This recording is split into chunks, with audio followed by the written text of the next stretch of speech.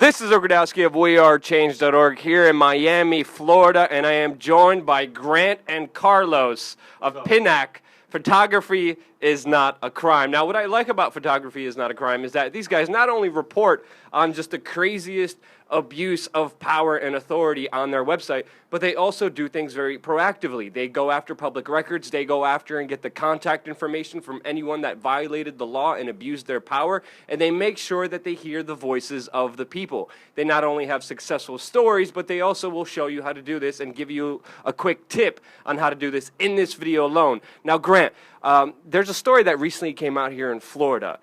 There was a shooting that was investigated. You guys heard something.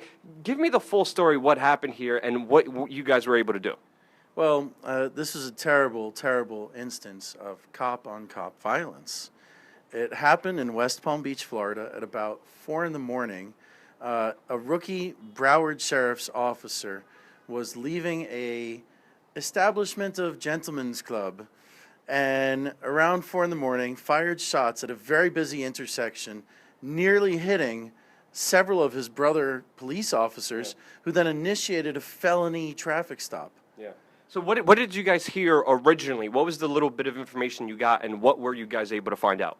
Well, our original tip was that there was this felony traffic stop, but there was no arrest made, and that it was because he was a police officer. It turned out that this Broward officer, Eric Stapleton, was given a courtesy ride home rather than a ride to jail for discharging his firearm illegally and nearly killing a couple of police officers. So what did you guys do, and what was the conclusion? Well, Carlos over here wrote the story, and our investigators doggedly followed up with internal affairs of both counties, and eventually the district attorney in West Palm Beach did file charges, and they conducted an arrest of the Broward Sheriff's officer who fired the shots. Yeah. Which shows you what happens when you follow up on information, because you had very little information coming into this about just shots being fired at a traffic stop and no arrest being made. You guys investigated it, and then you were able to hold the officer responsible when they were trying to cover everything up, which just shows you what happens when you do just a little bit of digging, which these guys are doing. Carlos also does a lot of investigating.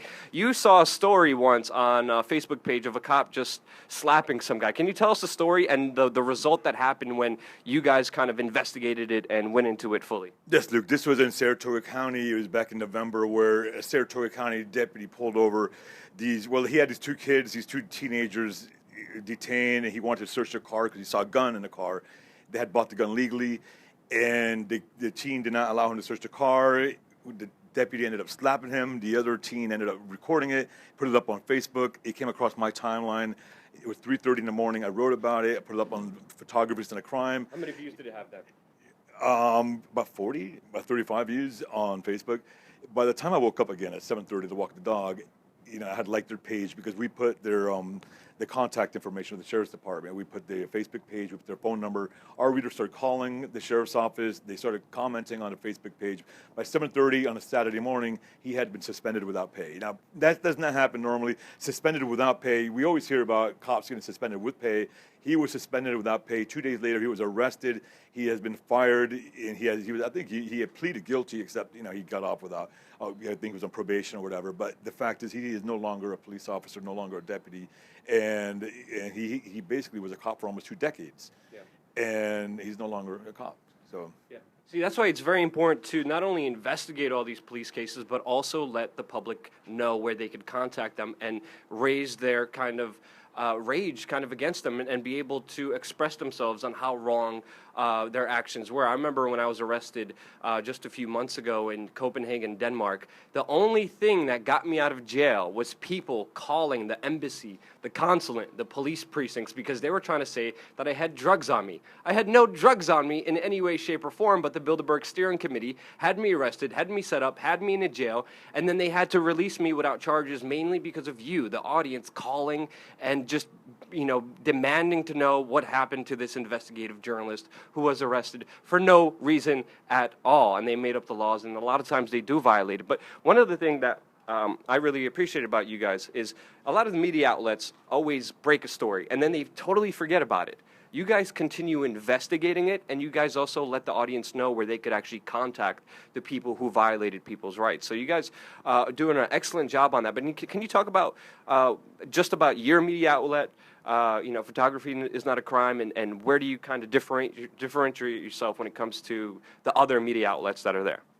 Well, photography is not a crime isn't just journalists, but it's also composed of activists.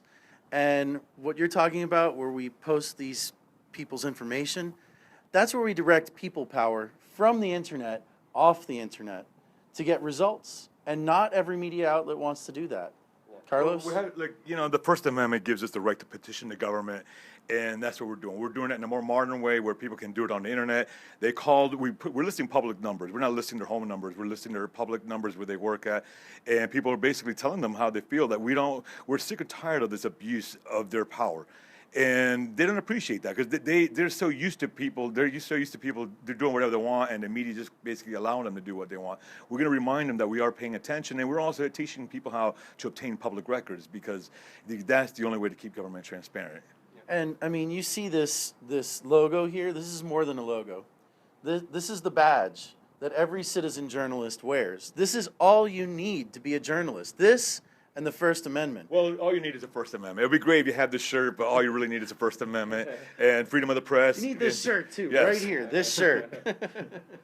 But one thing that I really find just amazing is the kind of difference you guys are able to make by reinvestigating cases. I know there's another case happening with a teacher, and as you guys described, that there's many layers to this corruption, because a lot of times when officers or authority figures or even teachers do something wrong, they usually get another job at another district. Can you tell us some of the kind of troubles and kind of facets that you guys have to face when you're exposing this, to make sure people really do get held accountable and not just kind of a slap on the wrist like we see symbolically done? Well, there's layers to the government and there's layers to PENAC. And I mean, I write a lot of stories. We got people who write stories. We also have another layer we call our public records investigative team. And these guys are in the background.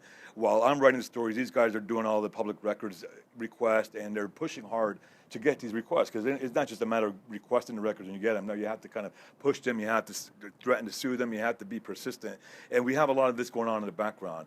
So while we're moving on with the stories, these guys are still working on the stories. For example, the case in Florida where a 12-year-old girl was suspended for recording a teacher who was bullying another student. The teacher was fired. The student was suspended for 5 days because they're claiming the teacher had a expectation of privacy. She really has no expectation of privacy in a public school classroom. And we put her phone number up there. We put the phone number, not her, but the phone number of the district, school district. And within hours of the story being published, the suspended was lifted. And now we're looking into getting the emails of the conversation between the school district and the school, and how they came to the decision to lift the suspension when they were so convinced, when they were so adamant about keeping the suspension on the books. Yeah. So stay tuned for that. And that's what, we have to always understand that all these conversations they're having through email, there's a lot of stuff that is available through public records. Learn your public record laws in your state and use them, because that is the only way to keep these people transparent. And let me just say, it's never as simple as just requesting a public record. Unfortunately, there's no standard form for requesting a public record. However, each state also has its own public records law. In the state of Florida, we have an often replicated law called the Sunshine Law. And as an example, out in Missouri, they also have a Sunshine Law, although it's not quite as strong as the one in Florida.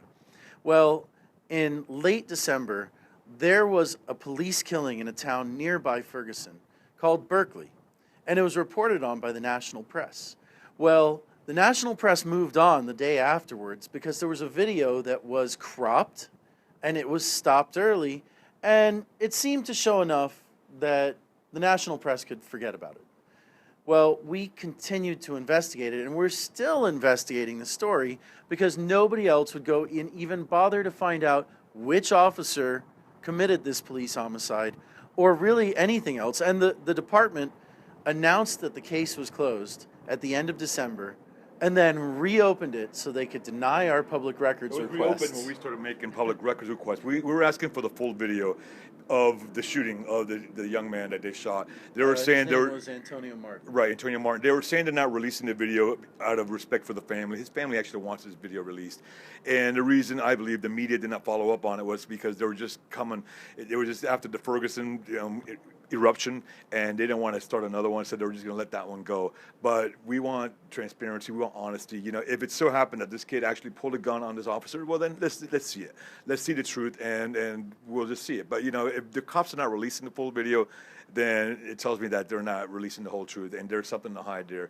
And we're still pursuing that. But suddenly the case was closed. After they announced to the media, they called a press conference. USA Today, Washington Post, they all reported the press conference saying the case was closed. Move along now.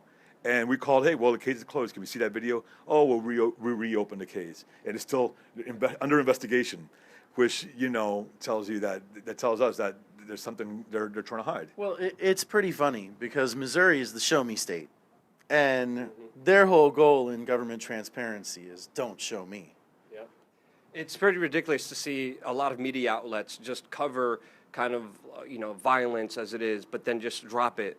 And not really go back to it, not really properly investigate it, or even sometimes let the people know what officer or what teacher violated the law and abused people. Like this teacher, if her name was not public, if people weren't able to voice their concerns to the school directly, she probably still would have continued working.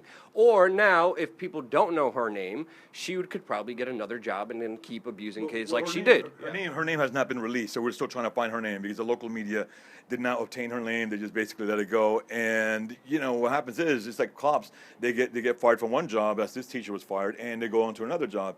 And you know what? And she has the right to look for another job. People have the right to hire her, but we have the right to know who's being hired, especially if she is a public official. And parents, they should have even more of a right to know who is teaching their kids. Yeah. So her name. Even as an employer, you don't want a teacher who abuses kids to work as a teacher again in your school. And the same issue applies with these police officers who are involved in on-the-job homicides. This gentleman, Andrew Wusthoff, nobody would have even known that he was the policeman who committed this police homicide unless we had not caught it, because we caught it.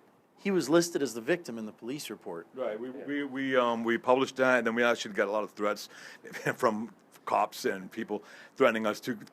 No one ever said, no one ever denied that was not his name. It was all confirmed basically when we started getting these threats.